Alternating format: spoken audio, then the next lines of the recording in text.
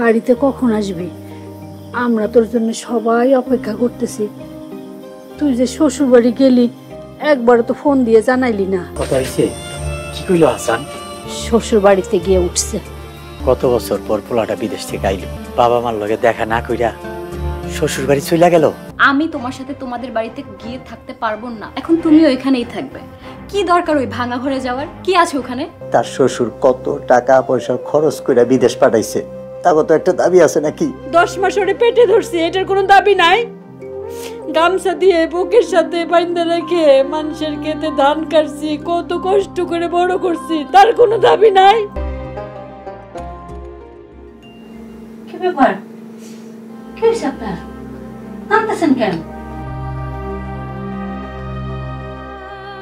কিছু হয় নাই, পোলাটা কতদিন পড়াইতাছে, পোলাটারে দেখার লেগে মনটা ছটফট করতেছে, তাই খুশিতে কাঁদতাছি। ও এই কথা? আমি তো আজকে 2-3 রাত তো ঘুমাইতেই পারি না, খালি মনে হয় কখন এই দিনটা আইব। বাপ মার কাছ থেকে সন্তান যদি দূরে থাকে, এটা যে কত কষ্টের একমাত্র শুধু বাপ মাই জানে।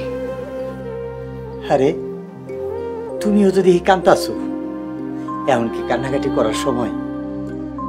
যাও তাড়াতাড়ি গিয়ে রান্না করো। যাইতাছি।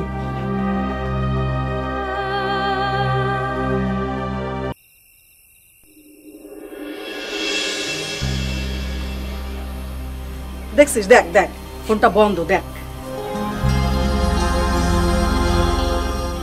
সাসি, আরেকটা বার একটু ফোন দেন না। আরে বাবা, মোবাইলটা যদি বন্ধ থাকে তাহলে কি ফোনটা ধরবে? তোরা মোবাইল চালাস না, ফোন সম্পর্কে কিছু জানিস না। হে আল্লাহ, তুমি আমার ছেলেটার হেফাজত করো, তারা তুমি রক্ষা করো। মা, ভাইয়া আবার ভাবি গো বাড়ি গেল না তো? এইটা আবার কি কইতেছো? বাড়ি থেকে শ্বশুর বাড়ি যাবো কেন? আর সেখানে যদি যায়ও তাহলে আমাকে ফোন করে জানাই দিব না? তারপরও ভাবির একটা ফোন দিয়া দেখি। বইয়ের নাম্বার আছে তোর কাছে? আছে, কিন্তু মুখস্থ না, কাগজে লেখা আছে। তুমি এখানে দাঁড়াও, আমি এক দৌড় দিয়ে নিয়ে আইতেছি। এই শোন, এত রাত্রে কাগজের দরকার নেই, সকালে এসে কল দিস। 2টা মিনিট আর একটু কষ্ট করেন, আমি এক দৌড় দিয়ে যামু আর আমু। এই মোবাইলটা আমি এত যত্ন করে রাখি, পাড়ার মানুষ শুধু এসে বলে একটা কল দাও, কল দাও, ভালো লাগে না। বাবু, আজকে একটু উপকার করো না, আর কোনোদিনও আসবো না তোমার এখানে ফোন করতে। এই যা, আর তাড়াতাড়ি আসবে কিন্তু।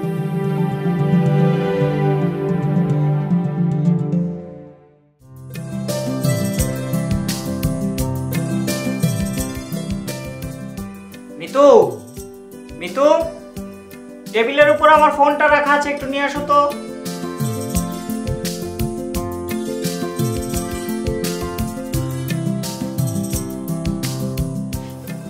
শোনো না, আমি না এই মোবাইলটা অনেক দিন ধরে চালাইতেছি, আমার আর এই ফোনটা চালাইতে ভালো লাগতেছে না। কোনো সমস্যা নেই, তুমি আর কয়েকদিন এই ফোনটা চালাও, এরপরে তোমাকে একটা নতুন ফোন কিনে দিই। শোনো, তুমি আমাকে ফোন না কিনে দিয়ে আমার বাবাকে একটা দামি ফোন কিনে দিও। বাবা তোমার বিদেশে যাওয়ার জন্য কত টাকা পয়সা খরচ করেছে, বাবাকে একটা দামি ফোন কিনে দিলে বাবা অনেক খুশি হবে।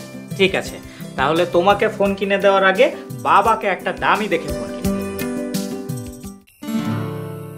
সাসি, এই যে নাম্বার, তাড়াতাড়ি তুলেন। এত তাড়াতাড়ি আমি তুলতে পারবো না, যদি আমার ফোনের কিছু হয়ে যায় তোকে একটা ফোন কিনে দিবি আমারে।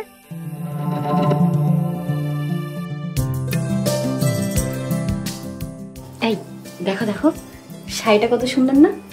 হ্যাঁ, অনেক সুন্দর, পরলে একদম তোমাকে পরীর মতো লাগবে। কেন এখন বুঝি আমাকে পরীর মতো লাগে না? অবশ্যই লাগে, তোমাকে দেখতে সব সময় পরীর মতো লাগে। থাক, আর পাম দেওয়া লাগবে না।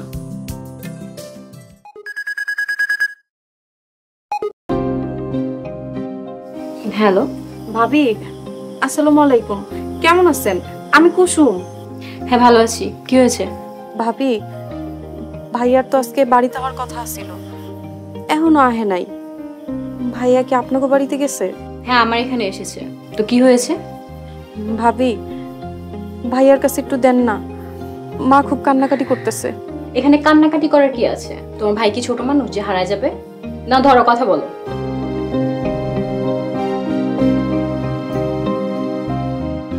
হ্যালো। ভাইয়া তোমার ফোন বন্ধ কেন? আর তুমি কি বাড়িতে আইবা না? না, তোর ভাবি জোরাজোরি করলো ওদের বাড়িতে আসার জন্য, তাই এখানে চলে আসলাম। আর আমার ফোনে চার্জ ছিল না।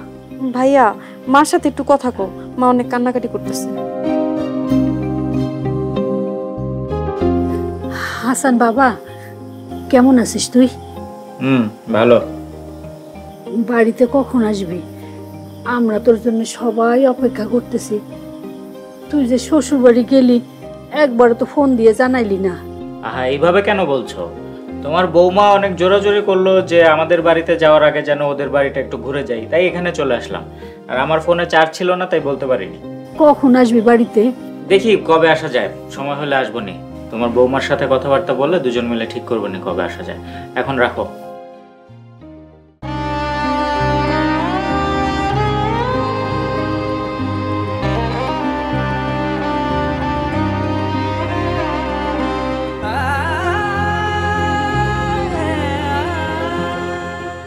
এই শোনো, আমি কিন্তু তোমার সাথে তোমাদের বাড়িতে গিয়ে থাকতে পারবো না।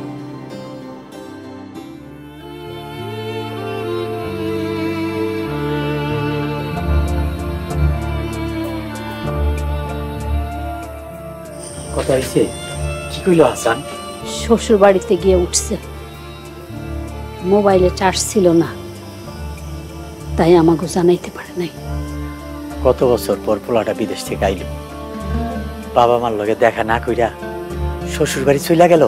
আব্বা ভাবি বারবার ফোন দিছিল, তাই একবারে শ্বশুর বাড়ি ঘুইরা ভাই আমগো বাড়ি আইবনি। ও, তোরা ঘরে যা, খাওয়া দাওয়া কইরা শুয়া পড়, আমার খাইতে ইচ্ছা করতেছে না।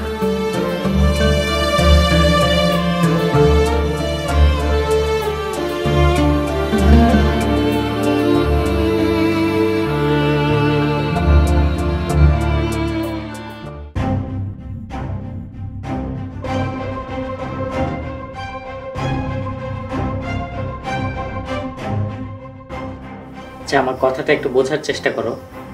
কোনো কথা বলবো না আমার সাথে। আমি তো তোমাকে এখানে জোর করে নিয়ে আসছি, তাই না? তোমার তো এখানে আসার কোনো ইচ্ছাই ছিল না। এভাবে কেন বলতেছো? আমি তো মাকে বললাম যে তুমি ফোন করেছিলে, এই জন্য এই বাড়ি থেকে একটু ঘুরে গেলাম। দেখো, তোমাকে আমি সাফ সাফ একটা কথা বলে রাখতেছি, আমি তোমার সাথে তোমাদের বাড়িতে গিয়ে থাকতে পারবো না। হ্যাঁ, সেটা তো তুমি আমাকে আগেই বলেছো। আর তাছাড়া আমি বিদেশ যাওয়ার পরে তো তুমি এই বাড়িতেই ছিলে। এখন তুমিও এখানেই থাকবে, কি দরকার ওই ভাঙা ঘরে যাওয়ার? কি আছে ওখানে? না, তোমার কথা ঠিক আছে, কিন্তু তারপরেও চলো 2-4 দিনের জন্য অন্তত একটু ঘুরে আসি। তোমার দরকার হলে তুমি যাবে, আমাকে যাওয়ার কথা বলবে না। তোমার মা আর বোন আমাকে মিলে আসে রান্না শেখাতে, আবার বলে কি না রান্না না জানলে সংসার চালাবো কিভাবে। মা তো এভাবে বলেনি। মা বলেছে যে সংসার চালাতে হলে রান্না বান্না শিখে নিতে হবে, সেটা 2 দিন আগে হোক আর 10 দিন পরে হোক। শোনো, আমার কোনো শখ নাই তোমার বাড়িতে গিয়ে রান্না বান্না শেখার, আবার রান্না বান্না করার। আমার বাবার তো কম নাই, তোমাকে সারা জীবন বসায় খাওয়াইতে পারবে। তাহলে তোমার আবার এত কিসের টেনশন? আচ্ছা ঠিক আছে, আমি একটু ভেবে দেখি কি করা যায়। আচ্ছা এই শোনো না, তুমি না আমাকে বলছিলা যে তুমি বিদেশ থেকে আসার পর আমার সাথে আমাদের বাড়িতে থাকবা। কি ব্যাপার, কথা বলছো না কেন? আমি কিন্তু এখন আবার রাগ করব। আচ্ছা, রাগ করতে হবে না, থাক, আমি থাকবো। এই তো আমার লক্ষ্মী জামাই। আচ্ছা শোনো, এখন থেকে তোমার যা যা লাগবে তুমি আমার বাবাকে বলবা, ঠিক আছে? এখন একটা হাসো, আরেকটা হাসো।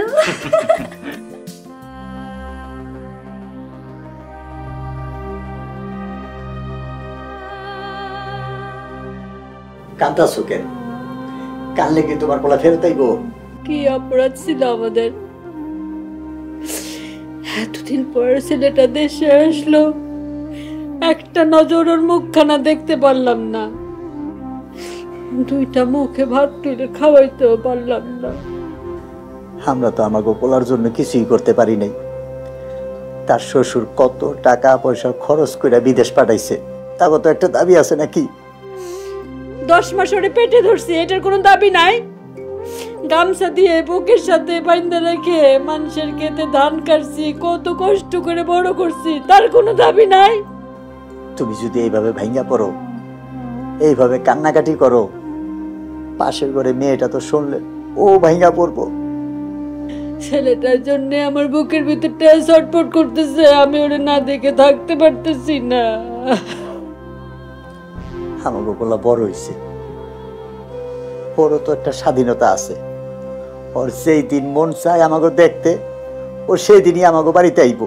আগের মতো যদি না আসে আমাকে এখানে, তাহলে আমি ওরে না দেখে কেমনে করে বাসুম। আল্লাহ পাক কপালে যা লেখা রাখছে তাই হইব। কাইন্দ না হাসানের মা।